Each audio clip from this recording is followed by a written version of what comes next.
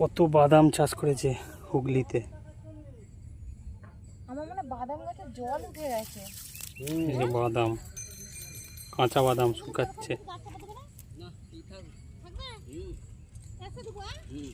সময় পারলে দেবো না দেবো, পড়বে তুলে নিয়ে যাচ্ছি, যাক না ফটো তুলে নিয়ে যাচ্ছে।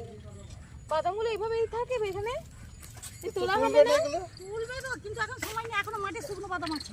ও এই তো কত বাদাম, হ্যাঁ, খাওয়া যাবে না কেন? ওই শুকনো হয়ে গেছে, আর কিছু হবে না। এই যে বাদাম একটা।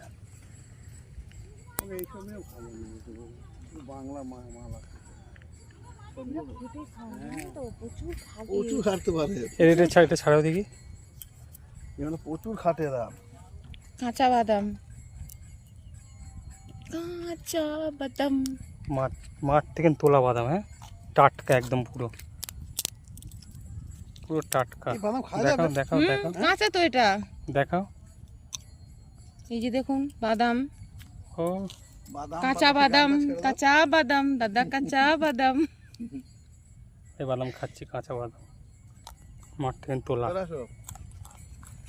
এটা ব্যস্ত মানুষ, ভালোই লাগছে। সরে যাও। সব বাদাম পড়ে রয়েছে, শুকাতে রেখে দিয়েছে। এরা গ্রামের মানুষ তো, এরা কাজ করে। এখন এদের অনেক ডেভেলপমেন্ট হতে বাকি আছে।